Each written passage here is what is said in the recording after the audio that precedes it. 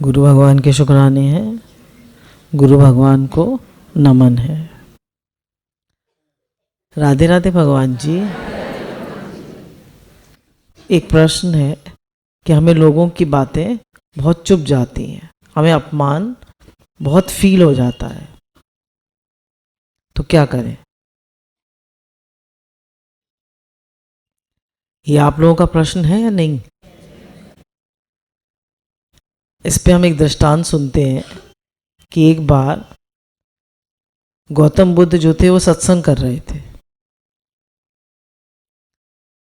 सत्संग कर रहे थे तभी एक व्यक्ति आया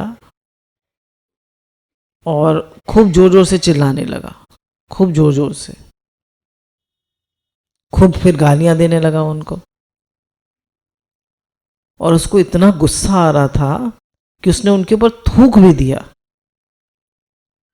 सारे शिष्यों को बहुत बुरा लगा, सब उठकर खड़े हो गए और उनको लगा कि इसको मारे। अपनी गालियां वालियां दे के थूक के वो तो चला गया। गौतम बुद्ध ने सबसे कहा बैठ जाइए, और गौतम बुद्ध एकदम शांत बैठे रहे। उन्हें कोई अपमान नहीं लगा, उन्हें कोई कुछ फील नहीं हुआ। शिष्यों के अंदर बहुत गर्मी थी, किसने ऐसे क्यों किया?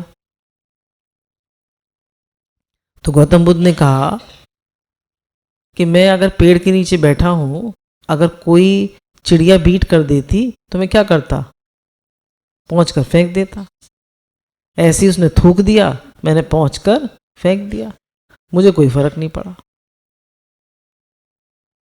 दूसरे दिन वो आदमी आया फिर, और उसने, क्योंकि गौतम बुद्ध ने कोई रिएक्ट नहीं करा था, कुछ नहीं कहा था, तो उसको बहुत फील हुआ और उनके चरणों में गिर गया और माफी मांगी उसने। तो उन्होंने कहा माफी तुम क्यों मांग रहे हो? जिसको तुमने कहा वो तो यहां है ही नहीं, जिसको तुमने कहा वो तो यहां है ही नहीं। तो समझने की क्या बात है? अब हमें अपमान कब लगता है और क्यों लगता है? तो गुरु ने बताया कि हम देह भाव में होते हैं, जीव भाव में होते हैं, और हमारी एक सेल्फ इमेज होती है कि मैं बहुत होशियार हूँ, मैं बहुत पढ़ा लिखा हूँ, मैं बहुत पद वाला हूँ, मैं बहुत लायक हूँ, मैं बहुत काबिल हूँ। ऐसे मेरे को नहीं करना चाहिए, मेरे साथ ऐसे बिहेव नहीं करना चाहिए। तो हमको अपमान फील होता है। अब गौतम बुद्ध को क्यों नहीं फील हुआ? उनकी एक ही सेल्फ इमेज थी कि मैं आत्मा हूं और आत्मा को कुछ भी टच होता ही नहीं। अब प्रहलाद जी को इतना उनके पिता ने मारा, पहाड़ से फिकवा दिया, गालियां दी, जहर दे दिया, हाथी से कुचलवा दिया, क्या नहीं करा उनके साथ, पर उन्हें कुछ भी फील नहीं हुआ। क्यों? उनकी सेल्फ इमेज क्या थी? मैं भगवान का हूं और भगवान मेरे हैं। अब किसको क्या लगे, किसको क्या लगे? हमारी सेल्फ इमेज क्या होती है? मैं माँ हूं, अब बेटे को ऐसे नहीं बोलना चाहिए, बेटे ने मुझसे ऐसे बोल दिया, अब माँ को हर्ट हो गया। हम बहुत अच्छी पत्नी है, हमने बहुत सेवा करी, अब पति ने कुछ बुरी तरह कह दिया तो पत्नी को फील हो गया। इसी प्रकार से माता पिता की बात फील हो गई बच्चों को, क्योंकि वो समझते हैं कि हम तो बहुत अच्छे हैं। तो जितनी हमारी सेल्फ इमेज हाई होगी और जितना हम ईगो से अटैच्ड होंगे, अपने अहम भाव से अटैच्ड होंगे, उतनी हमको बात टच करेगी और अपमान फील होगा। और अगर हम अपने ईगो, हमारी कोई ईगो है ही नहीं, हमारा एक ही भाव है, मैं भगवान का हूं, भगवान मेरे हैं, बस भक्त को कुछ भी टच नहीं होता है, क्योंकि वो भगवान का है।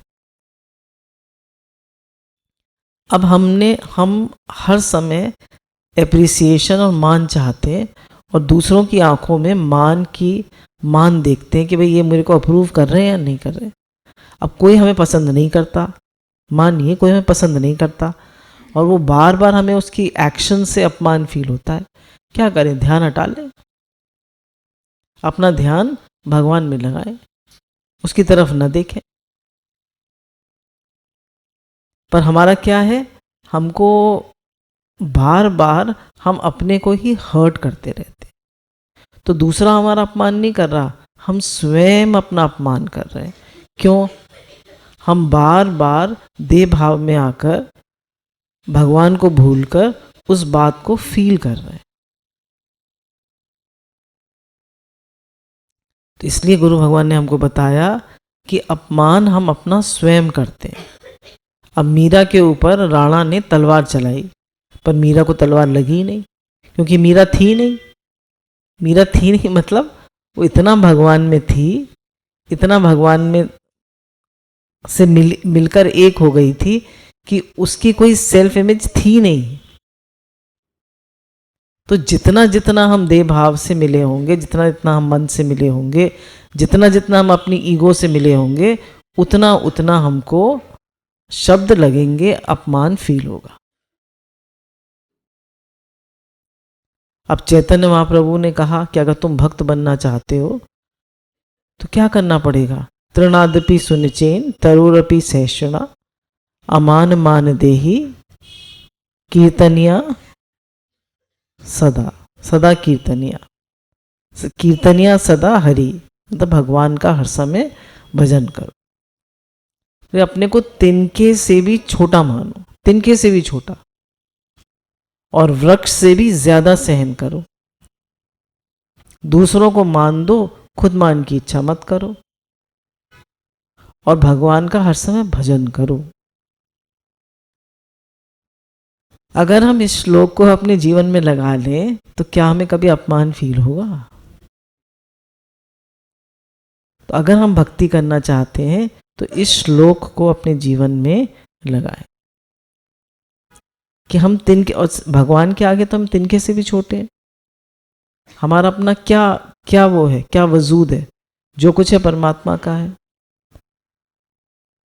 तो कभी भी कोई कुछ कह दे तो उसको दिल से ना लगाए। दिल पर मत ले यार, दिल पर मत ले यार, दिल पे मत ले यार, थक गया तो ले ले। तो गुरु तो कह रहे हैं दिल पे मत लो बातों को। दिल पे क्यों ले रहे हो? क्योंकि तुमको ईगो ज्यादा है। किसी भी बात को, कोई कितनी भी बड़ी बात हो जाए, उसको हंसकर टाल दीजिए। हंसकर भी सुलझ जाती है उलझन कभी कभी। और अपनी सेल्फ इमेज को लो रखें, तिनके से भी अपने को छोटा माने। कोई भी बात हो जाए, कोई बात नहीं, क्या हो गया, मुझे कोई अहंकार ही नहीं। फिर स्वामी रामतीर्थ ने कहा कि अपमान कोई मायने नहीं रखता और मान व्यर्थ का आडंबर। तो अपमान कोई मायने नहीं रखता। संतों का लोग इतना अपमान कर देते हैं, और जीवन में मान और अपमान तो आता ही है। अगर हम ध्यान से देखें तो अपमान प्रसाद का जनक है। कैसे? जब कोई हमारा अपमान करता है तो हमको आत्म जागृति होती है, हमको बात फील होती है, तो हमें पता लगता है कि हम कहाँ खड़े हैं, हम कितना मन से मिले हुए हैं, हम कितना अपनी अहम में है,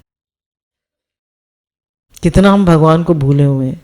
हमें आत्म विश्लेषण करने का मौका मिलता है, हमें अपने को जांचने का मौका मिलता है।